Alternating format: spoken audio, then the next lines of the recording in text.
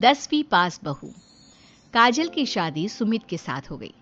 काजल के माँ बाप का एक कार एक्सीडेंट में देहांत हो जाने की वजह से उसकी पढ़ाई 9th क्लास के बाद हो नहीं पाई, क्योंकि काजल को उसके मामा जी ने पाल पोस कर बड़ा किया था, लेकिन उसे पढ़ाया लिखाया नहीं।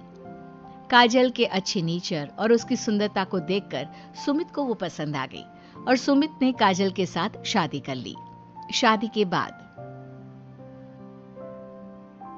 हमारी बहू भले ही कम पढ़ी लिखी है, लेकिन लाखों में एक है।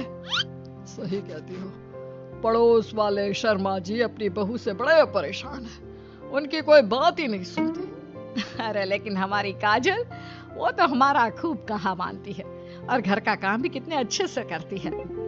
सही कहती है मम्मी। पहले मुझे भी लगता था आजकल के जमाने में सिर्फ 9th क्लास पास लड़की कुछ अजीब लगता है, लेकिन घर उसने कितने अच्छे से संभाल लिया है। अब बेटा, पढ़ाई तो वो अपनी परिस्थितियों की वजह से नहीं कर पाई, लेकिन बाकी काम तो अच्छा ही करती है।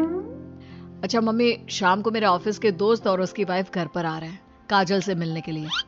अरे ये तो बहुत अच्छी बात है बेटा, लेकर आओ तुम्हारे दोस्तों को। शाम के वक्त काजल, ये मेरा दोस्त अजय है और ये उसकी पत्नी Sonali. Hello Kajal, how are you? Are you working somewhere?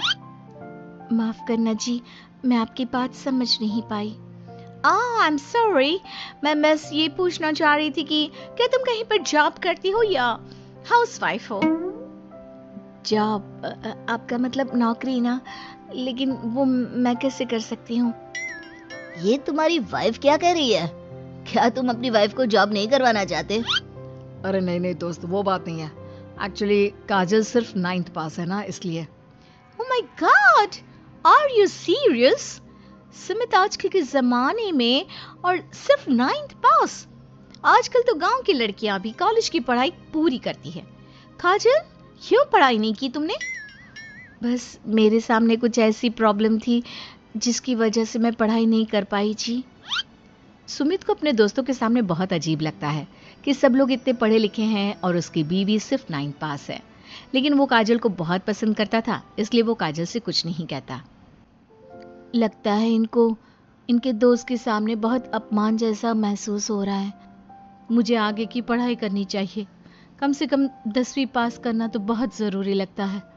अगले दिन, मम्मी जी, मुझे आपसे कुछ जरूरी बात करनी थी जी। हाँ हाँ बोलो बेटा, क्या बात है?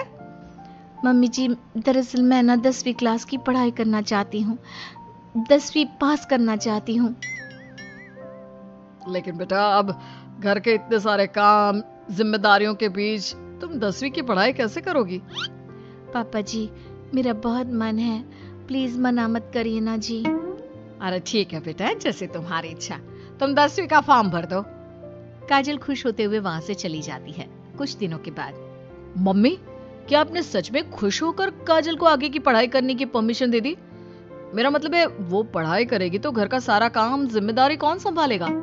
अरे देखो बेटा, काजल हमारा इतना ख्याल रखती है, अब उसने हमसे परमिशन मांगी थी तो हम कैसे मना कर देते। और वैसे भी एक बार एग्जाम देने दो, उसका मन रह जाएगा। तुम्हें क्या लगता है, अब शादी के बाद 10वीं की परीक्षा पास करना आसान होता है क्या? अरे कुछ हो या ना हो, पर अगर हम मना कर देते तो उसे बुरा लग जाता ना। हाँ, वैसे आपकी बात तो ठीक है। मम्मी पापा, हमें काजल का दिल नहीं तोड़ना चाहिए। अगर कुछ होगा तो ठीक है, नहीं तो कोई बात नहीं। वैसे भी एग्जाम पास करना बहुत मुश्किल सी बात है। 1 महीने के बाद, मम्मी जी, मुझे 10वीं का एग्जाम देना था, लेकिन एक प्रॉब्लम है। अरे क्या हुआ बेटा, बताओ मुझे।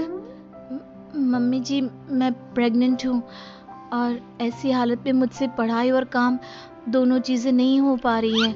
अरे कोई बात नहीं बेटा, तुम अंदर कमरे में जाकर आराम करो, हम कुछ सोचते हैं। काजल के जाने के बाद, मैंने कहा था ना, इसे अपने मन की कर लेने दो। हम मना करते तो बेकार में बुरा मान जाती। अब प्रेग्नेंट हो गई है, पढ़ाई तो वैसे ही नहीं कर पाएगी। सही कहती हो तुम, लेकिन मुझे लगता है कि बहू का 10वीं पास करने का बहुत मन था। मम्मी, उस दिन जब मेरे दोस्त घर पर आए थे ना, तो मैंने काजल का चेहरा देखा था। वो बहुत उदास हो गई थी, शायद उन लोगों के सामने खुद को काफी नीचा महसूस कर रही थी।